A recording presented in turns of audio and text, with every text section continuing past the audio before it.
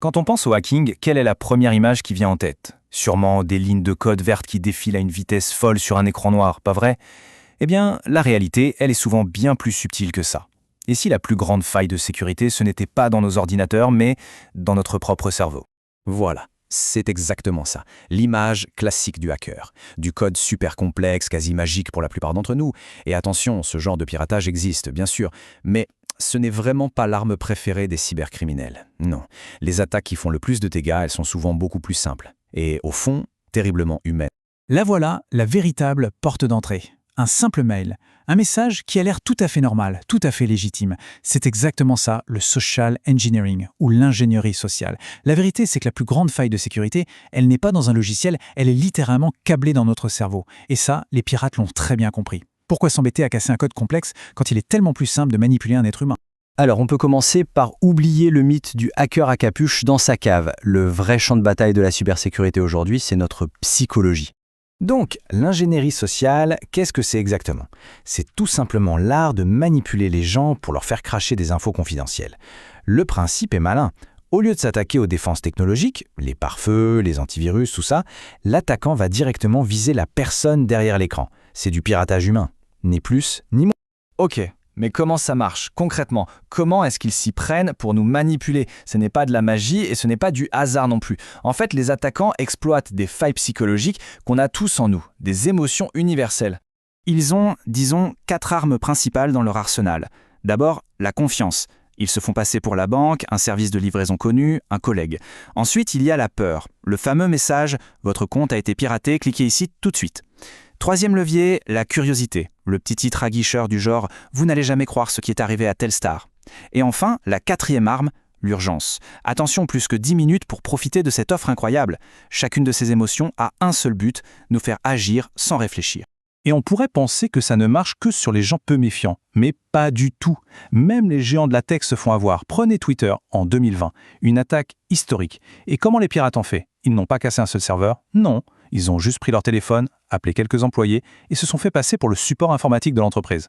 Ils ont joué sur la confiance, tout simplement, et hop, ils ont eu les accès. Résultat, les comptes de personnalités comme Barack Obama, Elon Musk ou Bill Gates ont été piratés. La preuve que le maillon faible, c'est bien l'humain. Bon, maintenant qu'on a compris le principe, regardons un peu les pièges les plus courants, ceux qu'on risque de croiser. Parce que les reconnaître, c'est déjà faire 90% du chemin pour les éviter. Et on va voir que certains sont devenus de grands classiques. Alors, le plus connu de tous, c'est évidemment le phishing. C'est l'attaque par email. L'objectif, c'est de nous faire cliquer sur un faux lien pour récupérer nos mots de passe ou nos infos bancaires.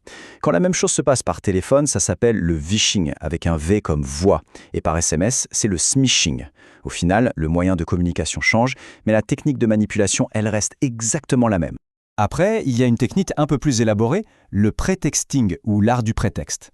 Là, l'attaquant ne se contente pas de dire « bonjour, c'est la banque ». Non, il invente tout un scénario, une histoire super crédible pour endormir notre méfiance. En fait, c'est pile la technique qu'ils ont utilisée contre les employés de Twitter. Une histoire bien construite pour gagner leur confiance avant de passer à l'attaque. Et enfin, une autre technique classique, le baiting ou l'appâtage. Comme son nom l'indique, on nous tend un appât. Ici, on joue sur notre curiosité naturelle ou notre envie de faire une bonne affaire. Imaginez, on trouve une clé USB par terre avec une étiquette Salaire 2024. La tentation de la brancher est énorme, pas vrai? Mais c'est un piège classique pour infecter un ordinateur ou même tout un réseau d'entreprise. Pareil pour le lien qui promet de télécharger gratuitement le dernier film à la mode, ça sent souvent le malware déguisé. Ok, je sais, le tableau a l'air un peu sombre.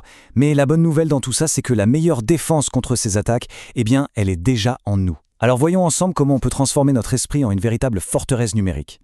C'est vraiment ça, le point le plus important à retenir. Notre esprit, c'est la toute première ligne de défense. Si cette porte-là est bien verrouillée grâce à notre vigilance, alors toutes les techniques de manipulation du monde deviennent complètement inutiles. C'est vraiment là que tout se joue. Alors comment on la verrouille cette fameuse porte? C'est simple, avec une méthode en 3 étapes. Un réflexe à avoir: s'arrêter, vérifier et signaler. D'abord, s'arrêter. On reçoit un message qui nous presse d'agir, c'est le signal d'alarme numéro 1. On prend une grande inspiration, on ne fait rien. Deuxième étape, vérifier.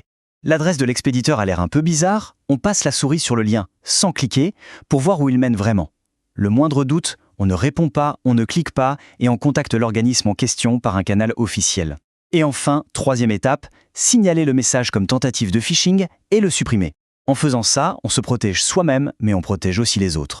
Et pour cette étape de vérification, pas besoin d'être un génie de l'informatique. Il existe des outils en ligne, gratuits et super simples à utiliser. Des sites comme URL Void ou Sucuri par exemple.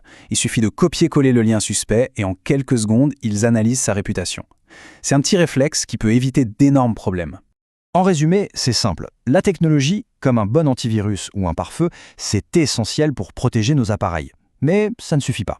Face au social engineering, seule notre vigilance peut protéger notre esprit. Les deux sont indissociables pour avoir une sécurité vraiment complète. La vraie question au final, c'est celle-ci. La prochaine fois qu'un message inattendu arrive, une offre qui semble trop belle pour être vraie, ou un appel à l'action super urgent, est-ce que notre instinct numérique sera assez affûté pour prendre le dessus ? C'est là toute la clé de notre sécurité en ligne.